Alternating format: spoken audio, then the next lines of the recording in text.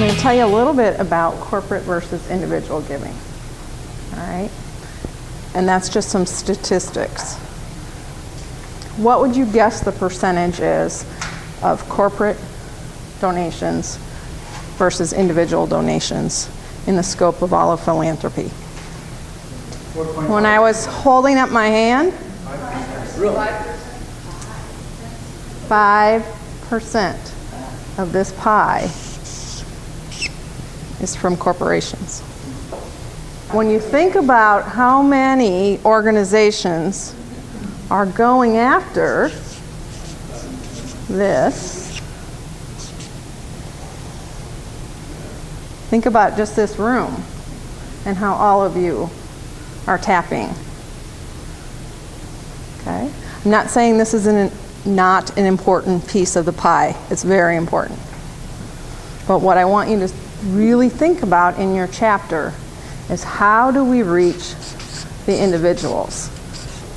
We're going to talk about the various mechanisms of giving, okay? And this is where we're going to get into Fundraising 101, all right? You have a handout. When I talk to you about fundraising, when I say the word fundraising, what are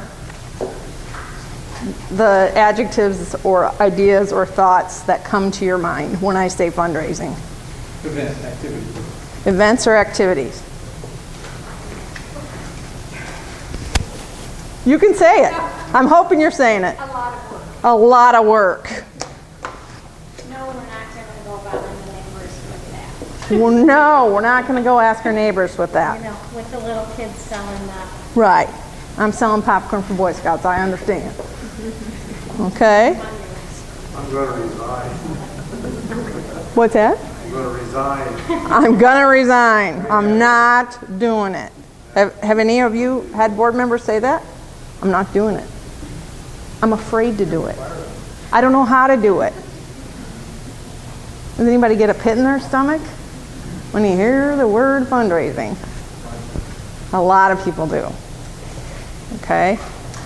I want to wipe away that pit. Okay? I've been doing it for 2 decades, so obviously I don't have a problem.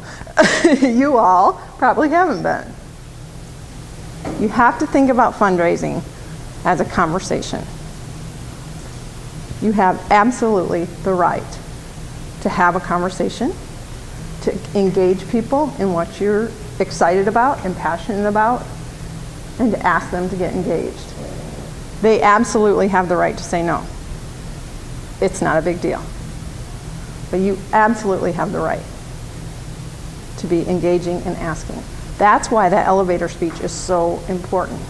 Because if you can say it effectively, it will become just a conversation. And the ask part will just come. Your line is perfect. I really want you to get involved. Is that it? Really like you to get involved. I'd really like you to get involved. That can open up a whole lot of doors. Okay? When you look at this sheet, many of you may have a plan for how you're going to raise your money. And many of you may just every year think of great ideas as you go. How does that work for you all? The ideas just come and you just do them? Kind of. What I want you to think about is for your chapter to actually sit down and think and make a plan. Why do you think a plan for raising money is important? Gives you great focus and great clarity. This is what we're doing. Okay, it's a roadmap. We all have it when we worked, to pick on Anna. We all have it probably in our home lives. We all have a budget in our home lives. It's a part of life to have that plan. Okay? So if your chapter sits down and says, we're going to make a plan, we're going to raise our money this way, then there's no interference, and there's no that work issue is you figure out what we're going to do, what can we manage, who's going to do it, and how can we get it done with who we have as volunteers. Or who else do we need to recruit to get this done? But having the plan on an annual basis just lays it out for you. So I encourage you to try to get a plan in place. All right, we're going to talk a little bit about the 3 types of gifts, okay? And it's part of the fundraising pyramid, okay? The base is annual giving. People that support you on an annual basis. A lot of you raise annual gifts. You need to raise annual gifts, okay? Annual gifts are all about acquiring donors, building that base.